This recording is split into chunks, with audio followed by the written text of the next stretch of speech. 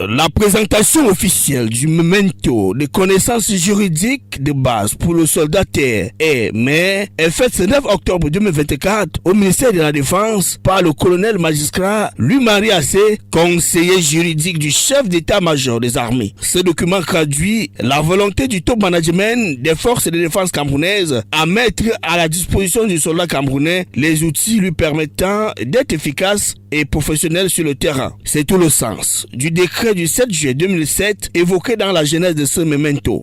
Le métier des armes se trouve être le plus contraignant et le plus risqué du fait que celui qui l'exerce doit le faire éventuellement jusqu'au sacrifice suprême et qu'en cas de défaillance devant le règlement militaire, il pourrait encourir la peine de mort devant une juridiction militaire.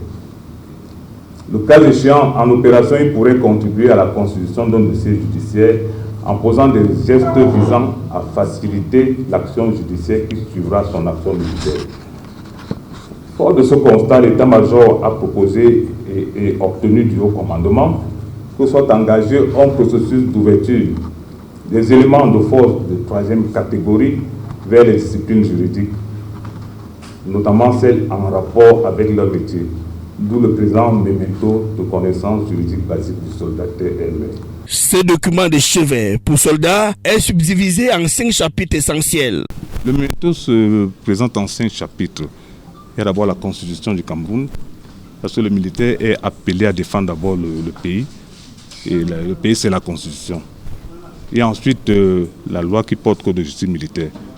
Parce que le militaire, vous savez, les règlements militaires sont compliqués, sont durs.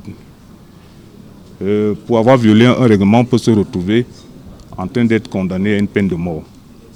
Alors, il était question donc d'imprégner les militaires par rapport à cette loi. Le renforcement de la judicialisation dans les opérations militaires des forces de défense camerounaises est entre autres l'objectif visé. Doter d'abord le militaire basique de certaines capacités lui permettant de collecter des éléments de preuve qui pourront être utilisés plus tard par les publics judiciaires, la gendarmerie et de la police en vue du dossier de l'accusation.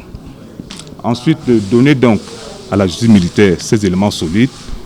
Et enfin, le troisième D, dissiper la relative suspicion qu'on a souvent observée entre les opérationnels et puis les institutions judiciaires.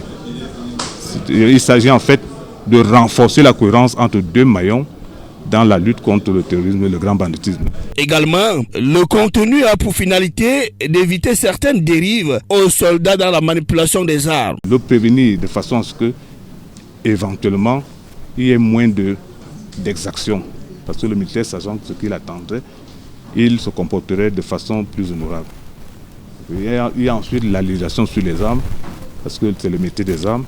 Il n'est pas question de manipuler des armes sans en connaître le régime juridique. La présentation de ce document qui repose sur 5 chapitres se tient en présence du secrétaire général du ministère de la Défense, Saïd Kamseloum, représentant le ministre délégué à la présidence chargée de la Défense, Joseph Betia Soma, le général de division Hector Marie Tchemo, major général à l'état-major des armées et des officiers supérieurs. Le colonel magistrat Louis-Marie Assé remercie le MINDEF pour son très haut accord en vue de la production de ce memento et surtout la mise à disposition des moyens financiers nécessaires. La présentation s'achève par la remise symbolique du memento au secrétaire général du ministère de la Défense, Saïd Kamseloum.